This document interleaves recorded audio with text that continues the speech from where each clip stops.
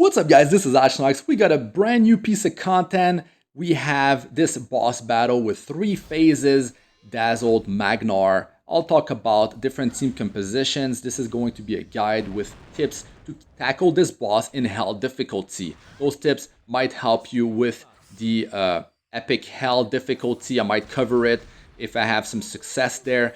But so far, so good with my 3 teams.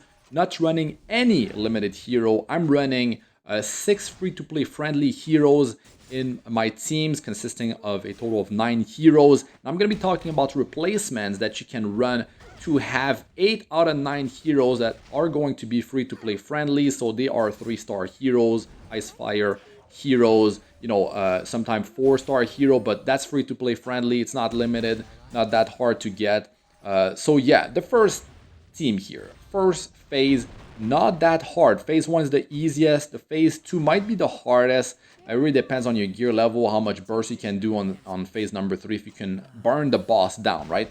So phase 1, I do have some sustain, double damage dealers. Don't try to, land debuffs on the boss to cripple him. He has immunity. This ad, if you land debuffs on him, he will remove a buff. He can remove immunity from one of your hero and transfer those debuffs onto your team. So be careful if you're running like a hero with defense break and you put that on the ad and he transfer it on you, he might be able to easily pop that hero. And this ad has elemental advantage. He attacks your whole team and then he deals extra damage on top of that. So that's pretty deadly. One of the most important thing that you need, that's the AoE attack right there. One of the most important thing that you need to make sure that you are running is mono teams. 3 teams with 3 heroes of the same element. First team could be like a dark team, let's say a light team. The second team could be like a fire team, and the third team could be an ice team. But try to triple up on the same element, because on phase 1 you get 40% health increase. The phase number 2 you get 40% speed increase, and the phase number 3 you get 30% attack increase. So it is important to actually at least double up on the same element. If you double up, it's going to be a boost of 20% instead of 40%. So yeah, I mean, it's not that hard, and not everyone has 9 ice heroes. And you can see here on phase number 2, I'm running a mono fire team, and I have sustain, I have Aureus, I have 2 heroes with attack break, which is very important because this boss is very dangerous on this phase. He can land a bunch of burns on you, himself, the ads, and then he can detonate those burns and just blow up your damage dealer, and you definitely don't want that. So if you have team-wide immunity from a hero like I'm running Cecilia or another hero, that can definitely be helpful. Now you can replace Cecilia with Adventure Raz, and that will provide you with immunity on himself and the highest attacker in the team. In my case, it's Kana. So that can be good. I ran it before. I didn't like how it performed. I feel like the success rate is going to be better with Cecilia. I have defense break with a higher uptime with her as well, so it's going to speed things up.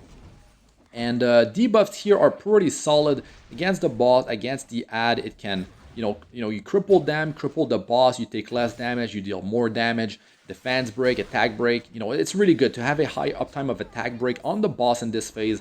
Very nice.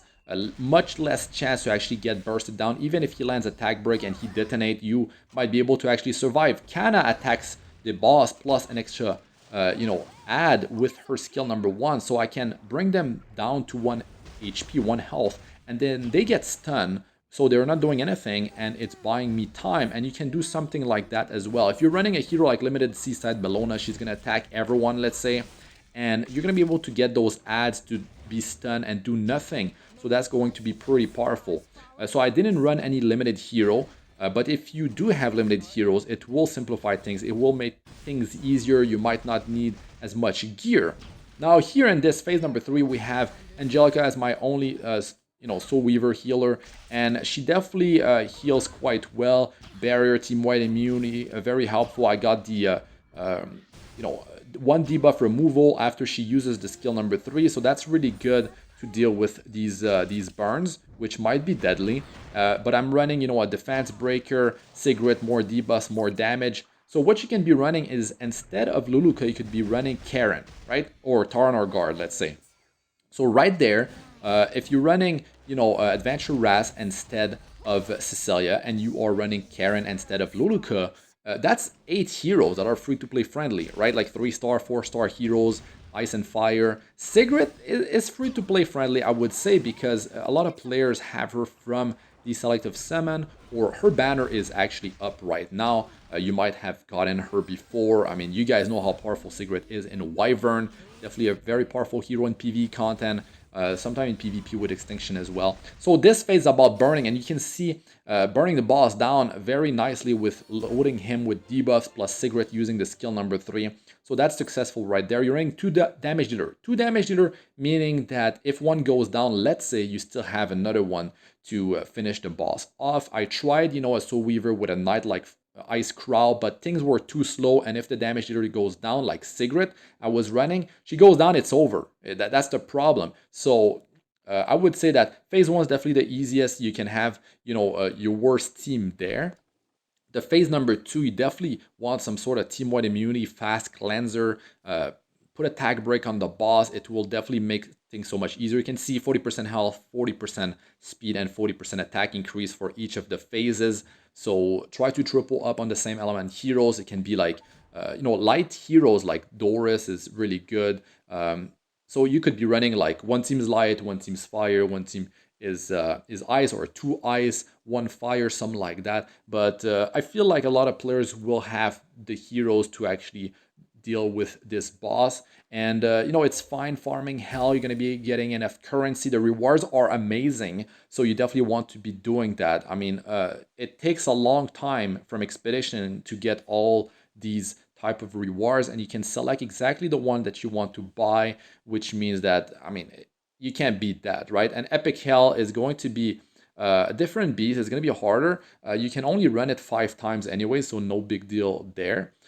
So yeah, this boss might be easier than the ice Elysia of the ice. So that's the stat of my heroes. And I feel like there's definitely other teams that you can run, but based on the mechanics of the boss and the ads, these teams are pretty successful that have been running. And it's good that it's free to play friendly for the most part, no limited hero. But if I had limited heroes in my team, it'd be easier. Seaside Bellona, I mean, she's completely overpowered, as well as so many other limited heroes. So yeah, Angelica, everyone can get her. Montmorency. So yeah, I mean, this boss, not a big deal. You can run it on auto. If your success rate is not that good, it's going to be fine. You don't lose energy when you fail. But that's going to be it for this one. Let us know what you guys think about this in the comment section. That's it for this one. I'm Astranox. Good luck with all you do. Peace out for now.